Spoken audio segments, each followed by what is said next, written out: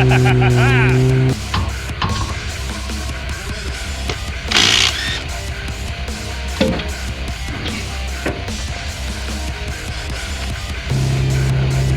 blackout.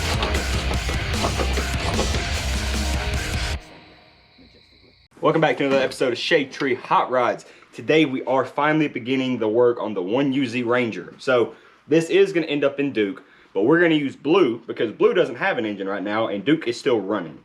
But these are the exact same engine base. All right, it's awesome. So what we have here is our 1UZ suspended in midair like magic. This is our original motor mount from this Ranger, and we have made a startling discovery.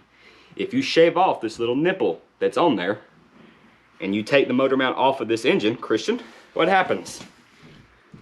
Oh my goodness, it goes it goes on. Where'd that be nut? Here's our nut. So what we're gonna do is tighten the bitch down. Oh no. Ratchet. That's good. Good enough for the girls with that. It bolts up, and it'll bolt up on both sides. So what we're gonna do now is we're gonna take the motor mount. Make sure it bolts to the frame. Make sure, you know, do you want to bolt it to the frame and then set the engine down, or bolt it up on the engine and set it on the motor, and then if we have to drill holes, we'll know it's in its spot. So we're gonna put it on the other side. We're gonna put the mount on the other side, just like this one is. We're gonna lower it. We're gonna align the mounts for the frame and everything. We'll try to show you that. Worst case scenario, we do have room. So worst case scenario, we will just drill new holes in the frame and mount it that way.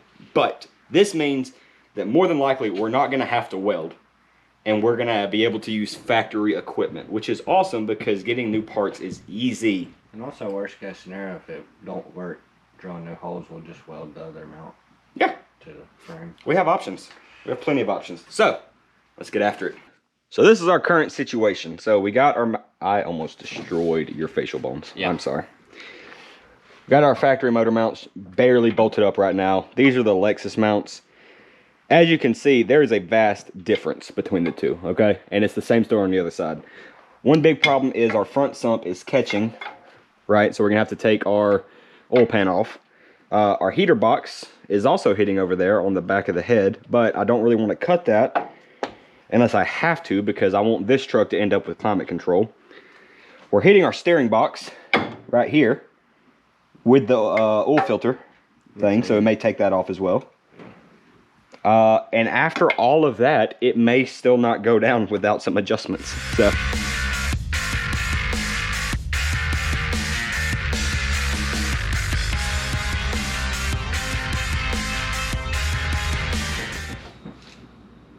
More. I'm okay. The leg was stuck in the fucking end of that control arm. Oh. Good to know. It's high enough. Think so? Yeah. Okay. You want to grab the light? Yeah. If you don't almost die, did you really work on a car? If it was easy, everybody'd do it. Seems to be our fucking motto. Alright. And that sits up pretty damn high. I mean, the studs are just as high as that water temp. Pull it back up. Take this manifold off. Right? See how it fits without it. How much room we have. Because I think what we're going to need Is get miles or something. is get a custom with a, like a very immediate bend right off the end. You know what I'm saying? And we could always take and try to flip them side to side, and then you run. We can, but I don't like, so even if that shield's out of the way, this is going to be lower than that, and it comes out, not up. So this is going to be right here, and it's going to come out to about here. Fucking open sensors.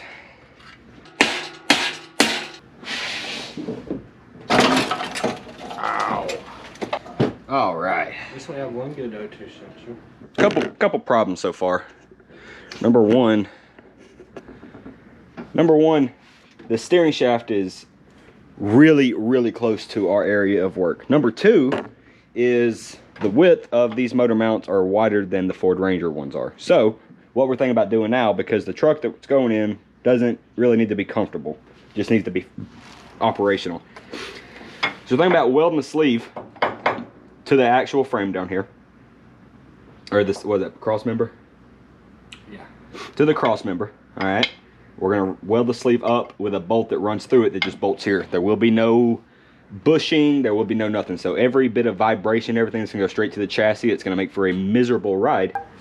Okay. There you go.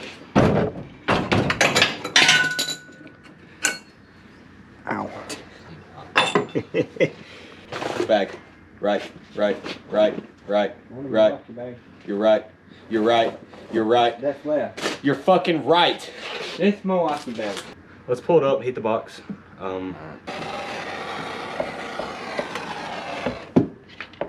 We cut the heater box out to make it work because this truck didn't come with AC, and this truck's gonna end up with AC, so this really isn't a huge loss. So, and Duke ain't got one of these, or he will not have one. He's just gonna have a piece of metal covering this. So that's okay to go. The cross member kind of goes right here, and it kind of dips down. The motor mount is actually on the side of the cross member. We're thinking about making a plate, welding a plate that goes off of here, that you just bolt the mount, the engine mount to. We're only gonna have a couple inches from the hood. Whoops. This is the transmission that came with the engine. We're just gonna bolt it up and kind of see how it fits underneath Blue, because theoretically it's the exact same thing as Duke. We'll at least have a general idea of what we're gonna do with it.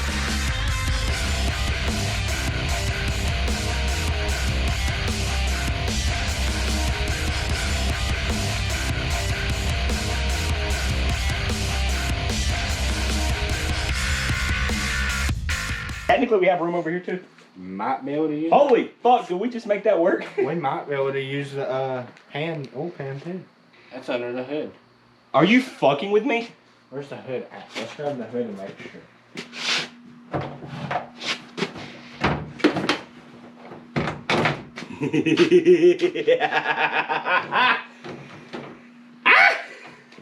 You see how much room is in between the top of the intake manifold and the hood?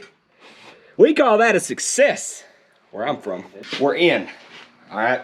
We have the factory 4-speed attached to it, and somehow it's in. If you'll come over here, this is one of our big hiccups, is our steering shaft. Now it is going to be a little tight, especially on that particular exhaust port, but I'm pretty sure we can make something happen.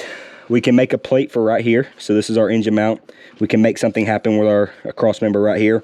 So we can screw that down solid mount style.